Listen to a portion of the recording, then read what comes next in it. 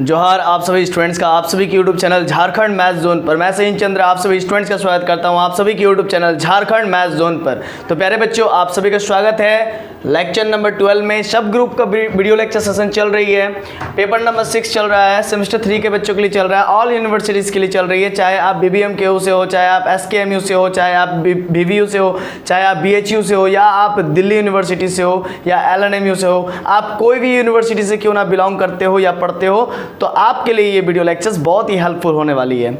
मैं बता दूं कि ये video lecture session BSc mathematics honours वालों के लिए चल रही है, साथ ही साथ बीटेक होल्डर्स वालों के लिए चल रही है। चाहे आपका ब्रांच कोई भी क्यों ना हो, चाहे आपका ब्रांच सिविल इंजीनियरिंग हो, मैकेनिकल इंजीनियरिंग हो, डीजल इंजीनियरिंग हो, पेट्रोलियम इंजीनियरिंग हो, ठीक है, माइनिंग इंजीनियरिंग हो, आप कोई भी फील्ड से इंजीनियरिंग क्यों ना कर रहे हो, आपके लिए बहुत ही इम्पॉर्टेंट वीडियो लेक्चर्स बनने जा रही है। और साथ ही साथ BE वालों के लिए भी है और BSc वालों के लिए तो है ही, मैथमेटिक्स ऑनर्स के लिए।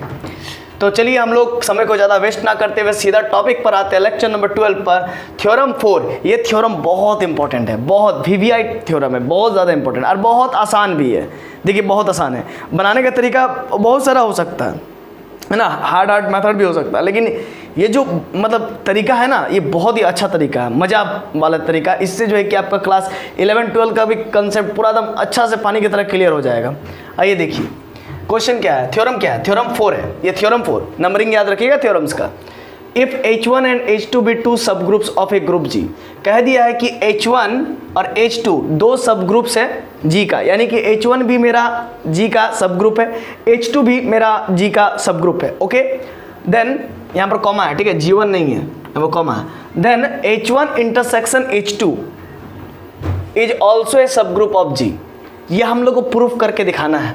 बोल दिया है कि H1 मेरा G का सब ग्रुप है, H2 मेरा G का सब ग्रुप है, तो भाई प्रूफ करके दिखला दीजिए कि H1 और H2 का जब इंटरसेक्शन करेंगे तब भी H1 और H2 का इंटरसेक्शन भी मेरा सब ग्रुप होगा G का, ये हमको प्रूफ करना है।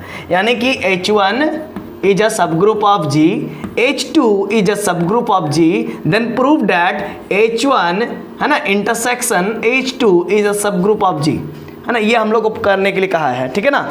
तो ये आशा है कि क्वेश्चन समझ में आ गया होगा, है ना। चलिए समझिएगा, अब यहाँ पर मेन मुद्दा समझिए कि ये कितना इंपॉर्टेंट है, ज़रा देखिए समझिए कितना इंपॉर्टेंट है।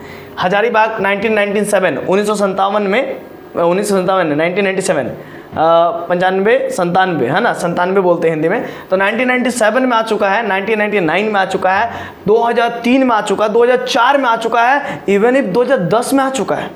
कितना इंपॉर्टेंट क्वेश्चन है, कितना इंपॉर्टेंट थ्योरम है, सोच लीजिए। अगर आप इसको नहीं कर रहे हैं, आप अगर अपने एग्ज़ाम के लिए इसको अगर तैयारी नहीं कर रहे, तो सोचिए कितना बड़ा आप मतलब अपने साथ धोखा कर रहे हैं। ये इतना इंपॉर्टेंट है ना। BVU यूनिवर्सिटी से आ चुका है, मतलब BVU ने इसको 1 2 3 4 5 बार इसको सिलेक्ट कर लिया क्या जी, 1 2 3 4 5 बार सिलेक्ट कर लिया BVU ने, विनोबा भावे यूनिवर्सिटी ने, ठीक है, विनोबा भावे यूनिवर्सिटी ने इसको 5 बार सिलेक्ट कर लिया। और सोचिए कि आपके यूनिवर्सिटी में इसको कितना बार सिलेक्ट किया गया होगा, कमेंट में कहिएगा। आप जो भी यूनिवर्सिटी से पढ़ रहे हैं, आपके यूनिवर्सिटीज़ में इसको कितना बार सिलेक्ट किया गया होगा। और मैं दावे के साथ कह सकता हूँ कि ये बहुत इंपॉर्टेंट है और किया ही होगा, इम्पॉर्टेंट है, ठीक है ना। तो इसीलिए इसको आप बढ़िया से कीजिए। तो इसको कैसे प्रूव करेंगे, अरे क्या आँख में घुस गया, चलो ठीक है, जो भी आँख में घुसा है, स्टूडेंट के लिए सब कुछ सेक्रीफाइस है ना। चलिए ध्यान दीजिएगा, देखिए proof, late X1 and X2 both.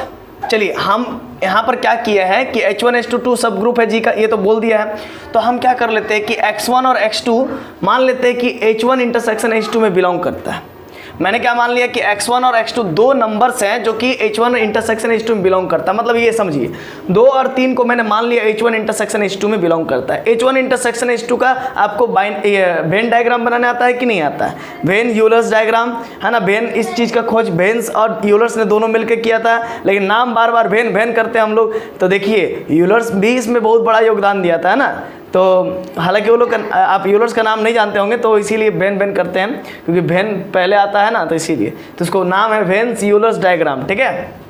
तो भाई मैंने मान लिया कि x1 और x2 दो नंबर है जो कि h1 इंटरसेक्शन h2 में लाई करता है। इट मीन्स 2 और 3 दो एक ऐसा नंबर है, दो नंबर है ऐसा कि h1 इंटरसेक्शन h2 में लाई करता है। यानी कि देखिए ये h1 का, देखिए मैं इसको फिर से बना के दिखाऊं तो आपको ज़्यादा मज़ा आएगा ना। देखिए समझिएगा, देखिएगा बढ़िया से समझिएगा। देखिए ये मेरा h1 का घर है, h1 का सेट है, ये मेरा h2 का सेट है और ये दोनों के बीच में जो कॉमन एलिमेंट्स है ना उनका सेट है। सपोज कीजिए हमारा h1 के पास जो है कि 2 है, 3 है और 4 है, ठीक है, और h2 के पास हमारा क्या है कि 2 है, 3 है और 6 है, ऐसा कुछ है। तो भाई h1 के पास 2 और 3 है, h2 के पास भी 2 और 3 है, तो इसीलिए कॉमन पार्ट में यहाँ पर लिख देते हैं और जो एक्स्ट्रा बच जाता है, जैसे h1 में 4 एक्स्ट्रा बच गया उसको h1 के घर में रख दिए और h2 का वो 6 एक्स्ट्रा बच गया तो 6 h2 के घर में रख दिए। तो ये कॉमन पार्ट 2 और 3 हो गया, इसीलिए मैं कह रहा हूँ कि 2 और 3 बिलोंग कर रहा है h1 इंटरसेक्शन h2 में। तो ये सब समझ में आ रहा है ना। चलिए अब इसको इरेज करते हैं। ये सब आप लोग पढ़ के आए हुए क्लास 11-12 में, है ना। लेकिन अगर आपको अभी ये सब चीज़ नहीं बताएंगे ना अभी तो बड़ा लफड़ा हो जाएगा, है ना, दिक्कत हो जाएगा, समझ रहे हैं ना। तो इसीलिए मैं आपको बता दिया। तो सिंस देयरफॉर 2 बिलोंग कर रहा है h में, देखिए और साथ में 2 मेरा बिलोंग कर रहा है h1 में भी, क्या जी, अगर h1 इंटरसेक्शन h2 में 2 और 3 बिलोंग कर रहा तो 2 मेरा बिलोंग नहीं करेगा h1 में, तो करेगा ही करेगा, और 3 भी तो बिलोंग करेगा h1 में, है ना, h1 में बिलोंग करेगा, साथ में 3 जो है कि h2 में बिलोंग करेगा। तो वही लिख दिए कि 2 मेरा बिलोंग करेगा h2 में, h2 में भी, और 3 मेरा बिलोंग करेगा h2 में भी। देख के ही पता चल रहा है, विजुअलाइज कीजिए ना जी, विजुअलाइज कीजिए, समझ रहे ना। अब चलिए समझिए बात को। देन हालांकि मुझे ये जो 4 और 6 है इसका कोई ज़रूरत नहीं, है ना, तो समझिएगा। तो x1 और x2 बिलोंग कर रहा है h1 इंटरसेक्शन h2 में, तो ऑब्वियस सी बात है कि x1 और x2, देखिए ये x1 और ये x2, है ना, तो x1 और x2, है ना, तो 2 और 3 भी बिलोंग करेगा h1 में, तो यानी कि x1 और x2 बिलोंग करेगा h1 में, है ना। जैसे x1 x2 बिलोंग कर रहा है h1 इंटरसेक्शन h2 में, तो देखिए x1 इसको बोल लेते हैं, इसको x2 बोल देते हैं, x1 x2 बिलोंग कर रहा है h1 में, है ना, कर ही रहा है, देखने से पता चल रहा है। तो वही बात है कि x1 x2 बिलोंग कर रहा है h1 में और ऑल्सो x1 x2 बिलोंग कर रहा है h2 में। देखिए x1 और x2 बिलोंग कर रहा है h2 में, है ना, तो वही बात है। उधर नंबर से आप विजुअलाइज कीजिए, ये आर्बिट्ररी मैं बना रहा हूँ। Since h1 and h2 both are subgroups of a group G, तो बात तो सही है भाई, ये तो दिया हुआ है, इसमें तो हम कोई कुछ कर ही नहीं सकते, है ना, कुछ कर ही नहीं सकता कोई। तो सिंस h1 हमारा और h2 हमारा दो सब ग्रुप है ना, both are subgroups of a group G, ये दिया हुआ है। देयरफॉर इसी वजह से देयरफॉर h1 और h2 मस्ट बी ग्रुप। अरे भाई सही बात है कि अगर h1 h2 दोनों का दोनों सब ग्रुप्स है G का, तो h1 और h2 ऑब्वियस सी बात है ग्रुप भी होगा, क्योंकि कोई भी अगर सब ग्रुप है तो सबसे पहले बात तो है कि वो ग्रुप बनेगा ही बनेगा with respect to same binary operation on G। जिस बाइनरी ऑपरेशन के तहत मेरा G बेचारा ग्रुप बना है, उसी बाइनरी ऑपरेशन के तहत मेरा h1 और h2 क्या बनेगा, ग्रुप बनेगा, समझ रहे ना। चलिए अब ये हुआ, अब x1 और x2 बिलोंग करेगा h1 में। ये क्या हुआ सर, ये समझ में नहीं आया, ये वाला पार्ट हमको समझ में है। अरे बड़ा आसान है रे बच्चा, देखो देखो देखो देखो समझो देखो, h1 और h2 दो सब ग्रुप से, तो अगर h1 और h2 दो सब ग्रुप है G का, तो h1 और h2 ग्रुप भी है। अगर ग्रुप है तो वो सारे ऑपरेशंस को फॉलो करेगा ग्रुप का। अगर h1 मेरा ग्रुप है तो वो सारे ऑपरेशंस को फॉलो करेगा, ग्रुप वाला सारे ऑपरेशंस को फॉलो करेगा क्या। तो ग्रुप वाला तो यही है ना कि देखिए x1 और x2 दो एलिमेंट्स है ना h1 में, तो इसका मतलब वो क्लोजर को फॉलो करेगा ना, क्योंकि h1 तो मेरा ग्रुप भी होगा, क्योंकि सब ग्रुप है तो ग्रुप है ही। तो देयरफॉर x1 इंटू x2 मतलब इनका प्रोडक्ट भी बिलोंग करेगा h1 में, मतलब क्लोजर को सेटिस्फाइड करेगा। सिमिलर वे में h2 भी वही करेगा, क्योंकि h2 भी मेरा ग्रुप है, इसी वजह से x1 और x2 दो एलिमेंट है h2 में, तो x1 और x2 का मल्टीप्लिकेशन मतलब प्रोडक्ट भी बिलोंग करेगा h2 में। अब आगे समझिए, देखिए यहाँ पर समझिएगा। तो चूंकि x1 और x2 मैं बना के दिखाया हूँ, x1 और x2 बिलोंग कर रहा है h1 में, भाई x1 और x2 बिलोंग कर रहा है h1 में। फिर देखिए यहाँ पर भी x1 और x2 बिलोंग कर रहा है h2 में, तो भाई ये h1 इसमें भी बिलोंग कर रहा है h2 में, ये x1 x2 h1 में भी बिलोंग कर रहा है, ये x1 और x2 मल्टीप्लिकेशन मतलब प्रोडक्ट जो वो h2 में भी बिलोंग कर रहा है। इसका मतलब ये दोनों में बिलोंग कर रहा है भाई, है ना। तो h1 और इंटरसेक्शन h2 मतलब कि common part of the h1 h2, h1 intersection h2 कहने का मतलब क्या है, the common part of h1 and h2। तो भाई कॉमन पार्ट क्या हो जाएगा, x1 और x2, मैंने एक H1 का सर्कल बनाया है ना, ये H1 का सर्कल है और ये मेरा H2 का सर्कल है, ठीक है ना। इसमें मैंने देखा कि X1 और X2 यहाँ पर ये जो कॉमन पार्ट है ना, ये जो कॉमन पार्ट है इसमें मैंने देखा कि X1 और X2 दोनों में बिलोंग कर रहा है, तो दोनों में बिलोंग कर रहा है तो इस प्रकार से लिखते हैं, है ना। तो X1 X2 belongs to H1 intersection H2, तो इसीलिए मैंने यहाँ पर लिख दिया कि X1 into X2 belongs to H1 intersection H2। इसको मैंने इक्वेशन 1 मान लिया। अब आगे देखिए, अब X1 मेरा बिलोंग कर रहा था H1 में, तो ऑब्वियस सी बात है सर, हाँ एकदम आप सही कह रहे हैं कि X1 मेरा बिलोंग कर रहा है। देखिए तो X1 मेरा बिलोंग कर रहा है H1 में, अच्छी बात है। एंड X1 देखिए यहाँ पर देखिए X1 बिलोंग कर रहा है H2 में, तो हमको सिर्फ यही वाला पहला वाला ही एलिमेंट लेंगे, है ना, X1। आप बोलिए सर ऐसा क्यों कर रहे हैं? अरे बाबू थोड़ा धैर्य रखो, रुको जरा, सब्र करो, इतना हड़बड़ाने का क्या है। तो X1 मेरा बिलोंग कर रहा है H1 में और X1 मेरा बिलोंग कर रहा है H2 में, तो मैं यही दो को लेकर के चलता हूँ, तो देखिए जादू होगा, ठीक है। X1 अगेन X1 बिलोंग कर रहा है H1 में, X1 बिलोंग कर रहा है H2 में, तो अब H1 मेरा ग्रुप है, H2 भी मेरा ग्रुप है, क्योंकि वो सब ग्रुप है किसका भाई, जी का, तो H1 और H2 जरूर ग्रुप भी होगा सेम ऑपरेशन के तहत, इसीलिए इनवर्स भी एग्जिस्ट करेगा। अगर X1 बिलोंग कर रहा है H1 में तो ये H1 ग्रुप भी होगा, इसीलिए property of existence of inverse को भी ये सेटिस्फाइड करेगा। इसी वजह से X1 का इनवर्स भी बिलोंग करेगा H1 में और X1 का इनवर्स भी बिलोंग करेगा H2 में, ठीक है। अब समझ में आ गया? अब समझिए, इतना समझ में आ गया। अब देख सकते हैं कि X1 का इनवर्स बिलोंग कर रहा है H1 में और X1 का इनवर्स भी बिलोंग कर रहा है H2 में। इसका मतलब आप क्या समझ रहे हैं, जरा समझिए। देखिए ये समझिएगा, ये मैंने वेन डायग्राम बनाया, ये मैंने वेन डायग्राम बनाया, ठीक है, वेन डायग्राम बनाया, ठीक है। ये H1 का है और ये मेरा H2 का है, क्या है, H2 का है। और दोनों में जैसे कि देखिए यहाँ पर ध्यान दीजिएगा, X1 का इनवर्स भी बिलोंग कर रहा है H1 में और X1 का इनवर्स भी बिलोंग कर रहा है H2 में। तो जब मैं पूछूंगा कि बताओ बच्चों कि H1 इंटरसेक्शन H2 में क्या बिलोंग करेगा, अरे भाई कॉमन पार्ट में क्या बिलोंग करेगा, X1 का इनवर्स भी बिलोंग कर रहा है H1 में और X1 का इनवर्स भी बिलोंग कर रहा है H2 में, तो कॉमन पार्ट में क्या होगा, मतलब H1 इंटरसेक्शन H2 में क्या बिलोंग करेगा। चूंकि देखो H1 में देखो X1 का इनवर्स बिलोंग कर रहा है मेरा H1 में, ठीक है, और X1 का इनवर्स भी बिलोंग कर रहा है H2 में, तो दोनों का कॉमन पार्ट में क्या, ये कॉमन पार्ट है, इसमें क्या बिलोंग करेगा, तो इसमें भी तो X1 का इनवर्स है ना बिलोंग करेगा, है ना। तो वही बतिया हम बता रहे थे, ठीक है, कि देयरफॉर X1 का इनवर्स बिलोंग कर रहा है H1 में एंड X1 का इनवर्स बिलोंग कर रहा है H2 में, ठीक है।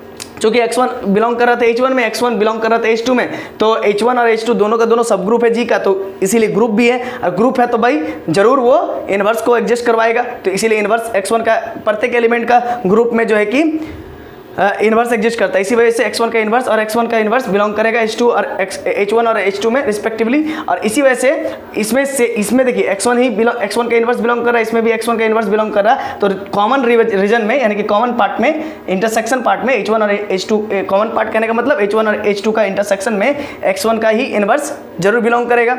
तो ये इक्वेशन नंबर 2 मान लीजिए। अब देखिए पूरा जादू कंप्लीट, बड़ा मजा आएगा ना। देखिए बच्चा, देखिए ये मैंने थ्योरम नंबर 1 में आपको पढ़ाया था, थ्योरम नंबर 1 में रफ में यहाँ पर बता दिया हूँ, इसको लिखना नहीं है। देखिए ये अब हमको काम है बस इसी का, हमको क्या दिखाना था, हमको दिखाना क्या था, H1 H2 दो सब ग्रुप दिया हुआ था जी का, ये दे दिया था, और हमको दिखाना क्या था कि H1 intersection H2 is also a subgroup of जी। हमको दिखाना है कि H1 इंटरसेक्शन H2 जो है कि जी का सब ग्रुप है ना, हमको ये दिखाना है कि H1 intersection H2 is a subgroup of जी। तो देखिए ये हो गया, आधा काम पूरा कंप्लीट। ये इक्वेशन नंबर 1 है, ये इक्वेशन नंबर 2 है, इन दो इक्वेशन से ही हम पूरा मामला खत्म कर देंगे। चलिए ये ध्यान दीजिए कैसे। देखिए सबसे पहले इस चीज़ को समझिए, थ्योरम 1 को, है ना। सर हम लोग तो थ्योरम 1 तो पढ़ ही चुके हैं, अरे देख लो बाबू, ने तो नहीं समझ में आएगा। देखो if H is a subgroup of जी, अगर H सब ग्रुप होता था जी का तब क्या होता था, तो if and only if A belong करेगा H में, B बिलोंग करेगा H में, तो दिस इंप्लाइज दैट A भी बिलोंग करेगा H में, और दूसरा A बिलोंग करेगा H में तो उसका इनवर्स बिलोंग करेगा H में। मतलब अगर ये दो कंडीशन सेटिस्फाइड करता है तो फिर हम कह देते थे कि H is a subgroup of G। अगर H को सब ग्रुप लेके चलते थे G का तो फिर हम ये दो कंडीशन को दिखाते थे, याद है थ्योरम नंबर 1 में कि H is a subgroup of G लेके चलते थे, तो इफ एंड ओनली इफ का मतलब अगर ये है तो ये जरूर होगा, अगर ये है तो ये जरूर होगा, ठीक है ना, तो H is a subgroup of G लेके चलते थे, है ना, और दिखा देते थे कि ये दोनों कंडीशन सेटिस्फाइड है। और अगर ये दो कंडीशन को लेकर के चलते थे तो दिखा देते थे कि H is a subgroup of G। तो यहाँ पर देखिएगा, आप देखिएगा बाबू, हाँ देखिए मैंने क्या बोला कि देखिए X1 बिलोंग कर रहा है H1 में, यहाँ पर समझिएगा। हाँ तो देखिए क्या मैं बोल रहा हूँ यहाँ पर x1 x2 बिलोंग कर रहा था H1 में, यहाँ पर समझिए, यहाँ से x1 x2 बिलोंग कर रहा था H1 में, x1 x2 बिलोंग कर रहा था H2 में, ठीक है। अब क्या है कि x1 इंटू x2 बिलोंग कर रहा है H1 इंटरसेक्शन H2 में, मतलब इन दोनों का प्रोडक्ट मेरा H1 इंटरसेक्शन H2 में लाई कर रहा है ना। x1 और x2 का प्रोडक्ट है H1 इंटरसेक्शन H2 में लाई कर रहा है। देखिएगा, समझिएगा, देखिए x1 यहाँ से समझिए, यहाँ से मत समझिए, ठीक है, यहाँ से मत समझिए। x1 मेरा लाई कर रहा है H1 में, बोलिए हो रहा है कि नहीं हो रहा है, सही है, ठीक है। और x2 मेरा लाई कर रहा है कि नहीं H2 में, हाँ सर एकदम हो रहा है। तो इन दोनों का देखिए प्रोडक्ट x1 और x2 का प्रोडक्ट कहाँ पर लाई कर रहा है, H1 इंटरसेक्शन H2 में, समझे नहीं समझे। देखिए क्या बोल रहा है कि अगर A बिलोंग करेगा H में और B बिलोंग करेगा H में, तो AB बिलोंग करना चाहिए कहाँ पर, तो H में, है ना, ये बात बोला है। तो चलिए एक आप ऐसे भी समझ सकते हैं, देखिए आप ऐसे भी समझ सकते हैं, x1 और x2 को आप क्या मान लीजिए, जैसे यहाँ पर आप समझिए, ठीक है, कि यहाँ से हम लोग समझ ये सकते हैं कि x1 मेरा बिलोंग कर रहा है, ठीक है, x1 मेरा बिलोंग कर रहा है H1 इंटरसेक्शन H2 में। ऑब्वियस सी बात है कि x1 भी मेरा बिलोंग करेगा H1 इंटरसेक्शन H2 में। जैसे देखिए यहाँ पर ध्यान दीजिए, x1 और x2 दोनों का दोनों बिलोंग कर रहा है H1 में, x1 और x2 दोनों का दोनों बिलोंग कर रहा है H2 में। तो भाई यहाँ पर अच्छा, अरे फालतू का यहाँ पर लफड़ा, इतना करने का जरूरत है, देखो यही वाला तो देखो ना भाई, एक यही वाला देखो यहाँ पर लिख दिया साफ कि x1 belongs to H1 intersection H2, और यही तो दिख नहीं रहा था तब से, हाँ, और x2 belongs to H1 intersection H2। देखो A बिलोंग करेगा H में, B बिलोंग करेगा H में, तो A इंटू B बिलोंग करेगा H में। कहने का मतलब ये, अगर ये दो कंडीशन सेटिस्फाइड कर रहा है तो फिर H is a subgroup of G। Clear है। अभी मैं क्या कर रहा हूं कि H के जगह पर मैं H1 इंटरसेक्शन H2 को सिलेक्ट किया हूं, है ना, ये चीज को लिख लीजिए कि H1 इंटरसेक्शन H2 को मैं क्या कह रहा हूं, H, मतलब H को मैं क्या कह रहा हूं, H1 intersection H2। According to this rule या दिस थ्योरम हम इसको प्रूफ करेंगे। तो देखिए x1 बिलोंग कर रहा है H1 इंटरसेक्शन H2 में, x2 बिलोंग कर रहा है H1 इंटरसेक्शन H2 में, और साथ ही साथ देखिए इन दोनों का प्रोडक्ट हो कहाँ बिलोंग कर रहा है, H1 इंटरसेक्शन H2 में, है ना। तो ई वाला सेटिस्फाइड किया। देखिए तो A बिलोंग कर रहा है H में, B बिलोंग कर रहा है H में, तो A इंटू B बिलोंग कर रहा है H में, तो वही ना हुआ, A into B, x1 into x2 belong कर रहा है H में, H बोले तो H1 intersection H2। Equation number 1 हो गया। अब आपको समझ में आ गया। अच्छा आगे देखिए, अब x1 तो बिलोंग कर रहा था H1 में, x1 को तो बिलोंग कर रहा था H2 में। देखिए यहाँ पर समझिएगा, A बिलोंग कर रहा है H में, तो A इनवर्स भी बिलोंग करना चाहिए H में। A बिलोंग कर रहा है H में, तो A इनवर्स तो भी बिलोंग करना चाहिए H में, ठीक है। ध्यान दीजिए, तो यहाँ पर क्या है कि A बिलोंग कर रहा है H में, तो इसको हम नहीं लेंगे, इसको तो H1, इसको तो नहीं, इससे हमको काम नहीं है, हमको तो मेन इसका काम है। A बिलोंग कर रहा है H में, तो A इनवर्स भी बिलोंग करना चाहिए H में। तो ध्यान दीजिए, x1 मेरा बिलोंग कर रहा है H में, H बोले तो H1 इंटरसेक्शन H2, H बोले तो H1 इंटरसेक्शन H2। x1 मेरा बिलोंग कर रहा था H1 इंटरसेक्शन H2 में, तो x1 का इनवर्स अगर बिलोंग कर जाए इसी में, तो ये कंडीशन 2 सेटिस्फाइड हो जाएगा। देखिए समझिए, इसीलिए उस चीज को लिख लेने से पूरा काम क्लियर हो जाता है ना। तो x1 देखिए, x1 मेरा बिलोंग कर रहा था H1 इंटरसेक्शन H2 में, तो इसीलिए हेंस x1 का इनवर्स भी बिलोंग कर रहा है H1 इंटरसेक्शन H2 में।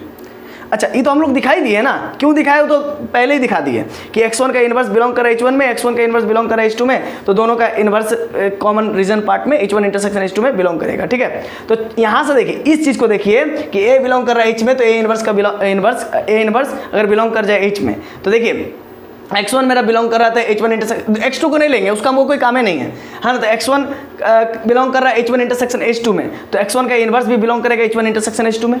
इक्वेशन नंबर 2 हो गया। इक्वेशन नंबर 1, इक्वेशन नंबर 2 आप देख सकते हो फ्रॉम 1 and 2, है ना, 1 and 2, है ना, from 1 and 2 does in accordance to the theorem 1। Theorem 1 से, यही थ्योरम 1 था, H1 इंटरसेक्शन H2। अब देखिए ये दोनों क्राइटेरिया को फॉलो कर गया मेरा H1 इंटरसेक्शन H2, इसी वजह से H1 intersection H2 is a subgroup of G। ये प्रूफ करना था, ये प्रूफ हो गया, ठीक है। बड़ा मजा आया प्रूफ करने में, ठीक है। ये थ्योरम 4 था, ठीक है, थ्योरम नंबर 4 था, ये लेक्चर नंबर 12 था। तो आशा है कि ये वीडियो लेक्चर आपको समझ में आ गया होगा। तो चलिए मिलते हैं नेक्स्ट वीडियो लेक्चर नंबर 13 में। तब तक के लिए खुश रहिए, आबाद रहिए, पढ़ते रहिए। धन्यवाद, जोहार।